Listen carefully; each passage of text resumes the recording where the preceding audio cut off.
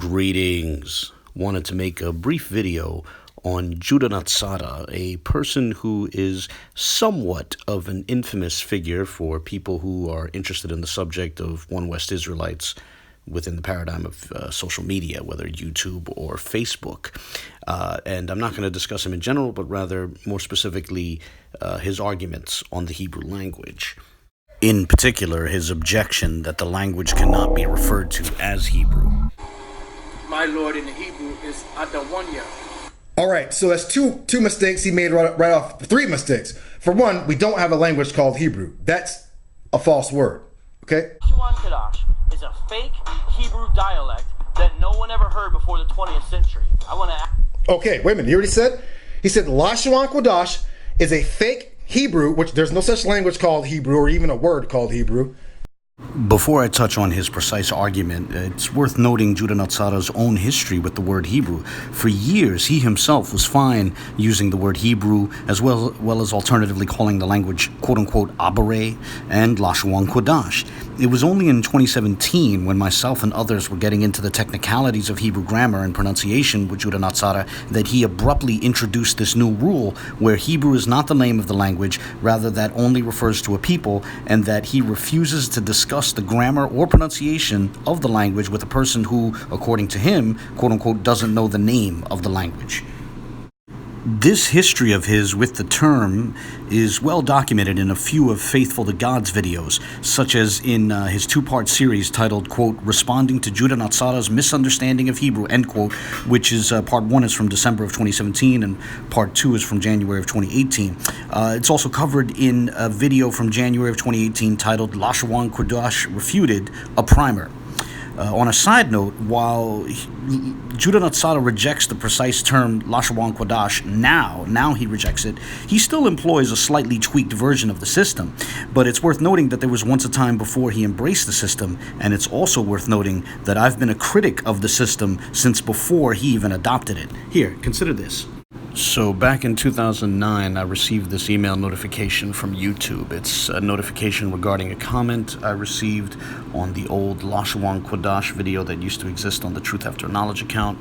The comment was from a certain Judah Natzarah. The account no longer exists, but just to illustrate this, let's click on the link to the video.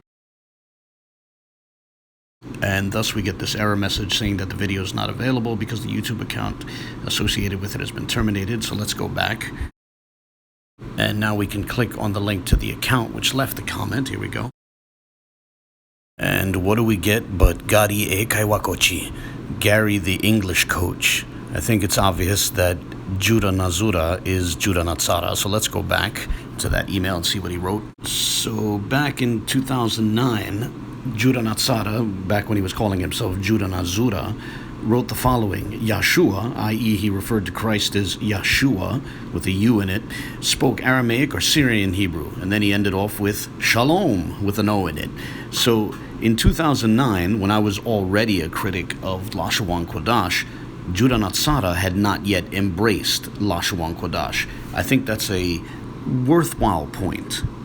Whatever the case, that aside, let's look at his actual argument, which posits that you cannot refer to the relevant language by the word Hebrew or by some Semitic equivalent of that, because the language is never referred to such in the Tanakh. The term that he prefers is the term Yehudit, although he pronounces it Yahawadayath, as per his Lashuan Kodash pronunciation.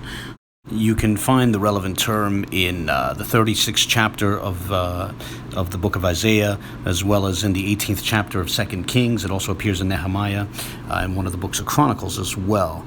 In short, his approach is basically that if a term is not found in the Tanakh, that term cannot be used to refer to the language, and likewise, the terms that should be employed to refer to the language should be terms which are found in the Tanakh. However, his approach raises a methodological question, which I have here on the screen.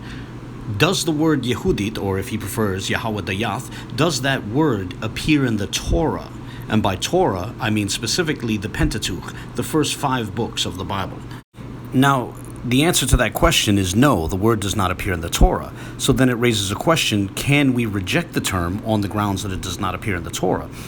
Judah Natzarah and his supporters might respond that they're not Torah only, rather they hold to the rest of the Tanakh. But then once you go down that road, so too for Christians, they're not Tanakh only, and therefore they can appeal to text which they consider scriptural, because the word Hebrew does appear in, for example, the prologue to Sirach in the Septuagint, and it also appears all over the New Testament.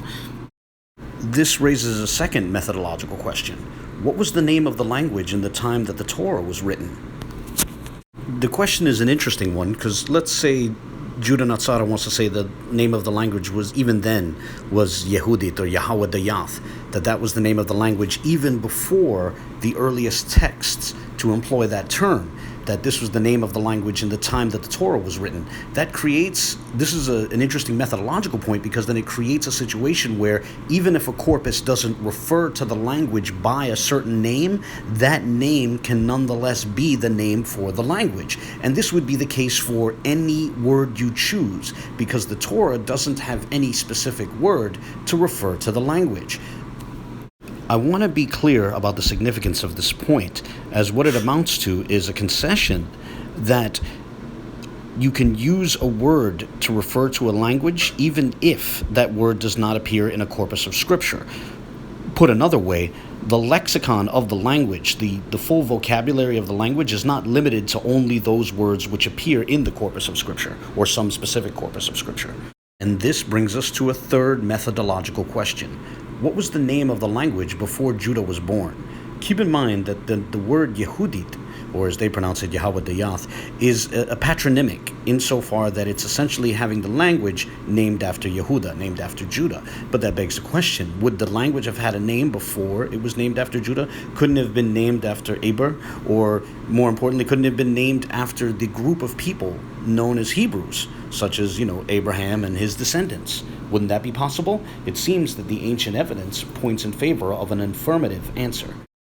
For example, this is a document that was found among the Dead Sea Scrolls. For those who don't know, the various texts found among the Dead Sea Scrolls were written in Hebrew, Aramaic, and Greek. This is a Greek letter dating to the time of Bar Kokhba, and within it, there's a mention of something written in Hebrew, and when it does so, when it refers to the Hebrew language, it uses the term Ebraisti.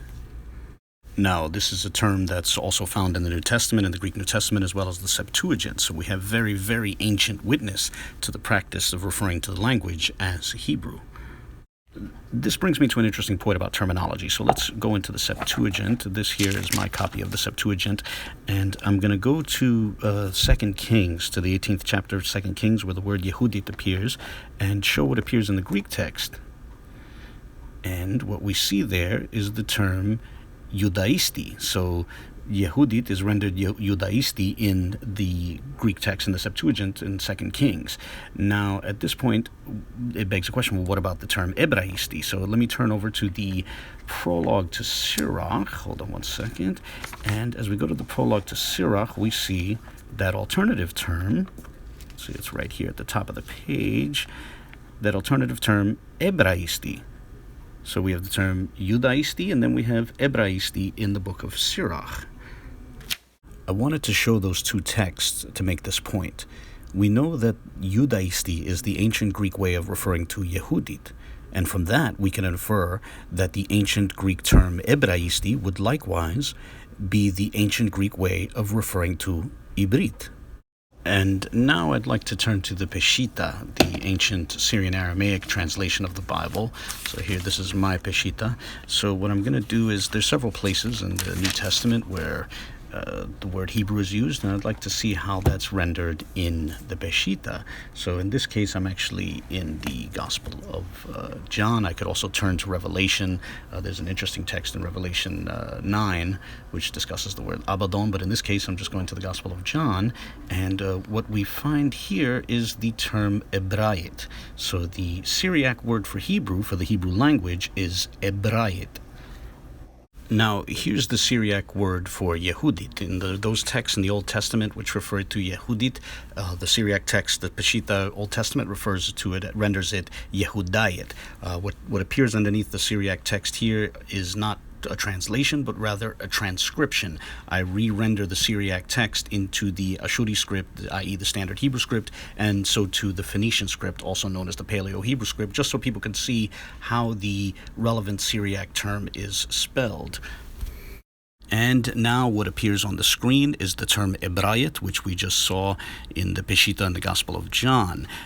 And once again, what appears underneath it is not a translation, but rather a transcription into other scripts. So the spelling, showing how the word is spelled in the Ashuri script, the standard Hebrew script, as well as the Phoenician script, also called the Paleo-Hebrew script. The point is to make this point. If the Syriac word Yehudayit corresponds to the Hebrew word Yehudit, then it makes sense that the Syriac term Ebrayit corresponds to the Hebrew term Ibrit. Another word we can make recourse to is the Arabic word for the language, Ibriya, which is the Arabic word for the Hebrew language. And if we treat the ta marbuta at the end as a tau, then it's spelled exactly the same as the Hebrew word Ibrit. And so what we find here, the point of this exercise is that if we make recourse to Semitic languages, we have considerable support for referring to the language as Ibrit. And so too, if we make recourse to ancient Greek texts, whether they be in the Septuagint or in the New Testament, or even a letter found amongst the Dead Sea Scrolls, and I could have also gone into Josephus and, the writings of Josephus and Philo, we have ancient support for referring to the language as Hebrew, and the term employed, the most popular term employed, corresponds to the Hebrew word Ibrit, and so too we have ancient evidence in the form of the Peshitta and ancient Syriac texts that also use Ebrayat, which corresponds to the Hebrew word Ibrit. So it seems there is considerable ancient evidence in favor of referring to the language as Ibrit and referring to it as Hebrew. On that note, I look forward to the comments of others. God bless.